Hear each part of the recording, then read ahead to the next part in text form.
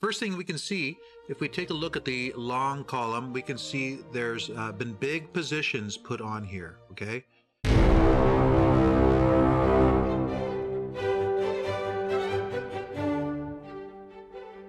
How's it going, fellow traders? Magic Trader here, and it is March 9, 2024. I want to take a look at the latest set of data that came out on March 5th. And here's a brief snapshot of the positions held by the institutions as of that date. You can see, if you look at the change column, some of the big numbers that we see here is in gold, 98,000. That's huge. And bonds, 76,000, minus 76,000. So big numbers, and I want to dive down into the numbers and take a look at what is going on here. So let's start by taking a look at gold.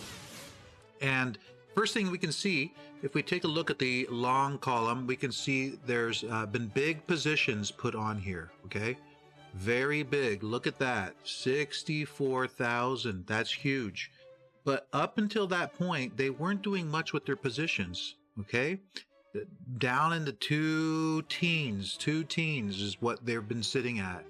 And it was just 1 week, big increase in positions. And if you take a look at where that took place, it took place right here, okay?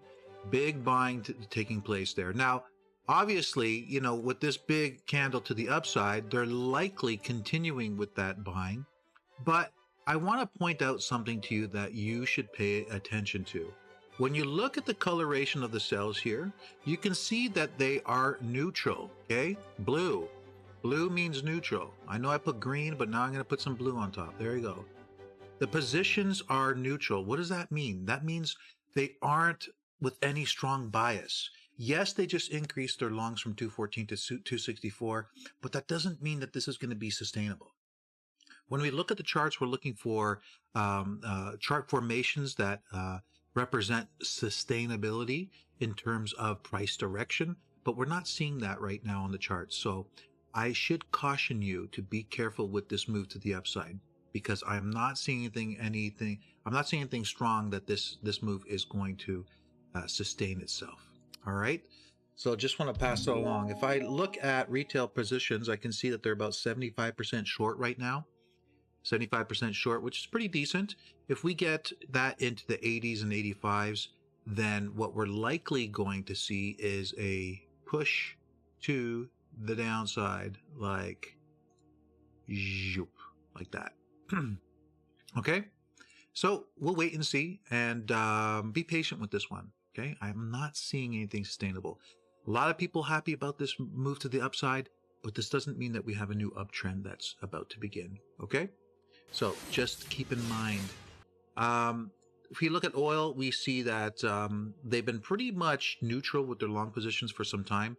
They bumped them up from 323 to 353 over the last couple weeks, and then they dropped it down from the high 350s down to 342 again. Look at shorts, cooled off, very cooled off.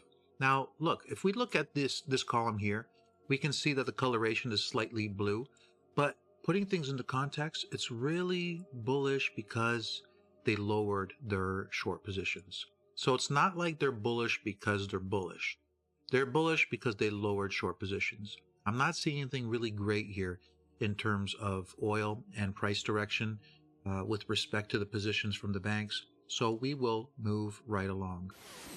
US dollar. Look at shorts. They were aggressive with shorts for quite some time, right? We talked about this for a few weeks when this was happening, that they were acquiring a short position as price was rallying, and now we see it tip over to the downside. We were also talking about how the coloration of the cells here were red, so there was a bearish bias, but it was very strange because there was a bearish bias. Meanwhile, price was rallying up. So what's to come?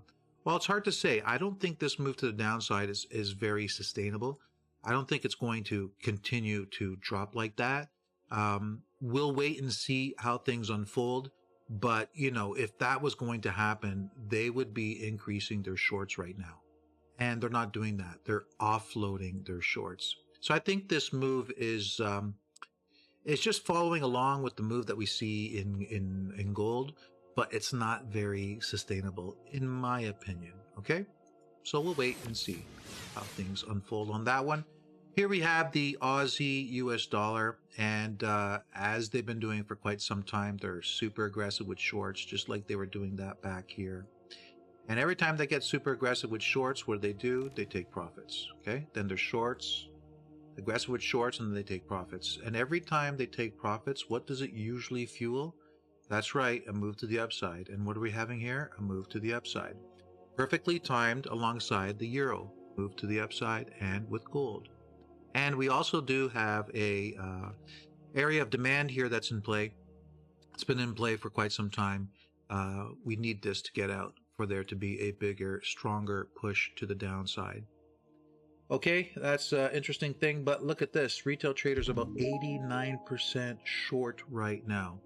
89% short. If they continue to add to their shorts, ladies and gentlemen, there's no doubt in my mind that we're going to see a drop. Okay, so keep an eye on that, and let's move forward. USCAD, nice one. I like this chart. Just like with the US dollar, we saw an increase in short positions. Okay, not incredible, but like an increase since December 19, when contracts expired. They just dramatically increased their short positions. And yeah, a slight drop to the downside, nothing aggressive. Look at shorts, or longs, I should say. They just took them out of doing nothing for many weeks by increasing them from 42 to 64. Nothing really special. Again, if we look at the coloration here, we can see that they were very much neutral with a tinge of bearishness, and now it's bumped up to 60%. But again, only because they increased for 1 week their amounts of long positions. Okay, if we look at US CAD retail positions, we can see 79% long. Okay, they're adding long as price is declining, 79%. If they continue, what's going to happen? Price is likely going to rally back up again. Okay, so watch for that. Watch for that rally on the US CAD. All right, let's go. US Swiss. Remember that rally that we were talking about off the area of demand? We got that. And we see that they increased their longs from 18 to 34,000. Okay, that's why we got the rally up in price. And then recently we saw an increase in shorts, 13 to 15 to 16, and therefore you get the drop in price.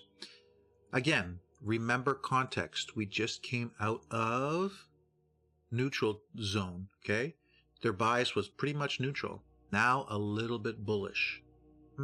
Interesting. Well, it's a little bit bullish because price has been rallying up in price, and they've been adding to their longs, right? So retail traders are about 71% long, so nothing super aggressive. But if this continues on with the trend of them adding to their longs, then I suspect we'll be seeing a move like this to the upside on the US Swiss. All right, same direction as US CAD, and so likely the dollar will follow as well. Euro US dollar, this one's the interesting one. Everybody likes the Euro US dollar, so let's take a look. What have they been doing with their positions over the last several weeks? Well, if you look at longs, you can see that they had 210. They increased into 213 the last several weeks. They closed them off, 205 to 200. Last couple weeks closing them off. That is through here, okay? Last couple weeks closing off longs. And then we get the drive to the upside.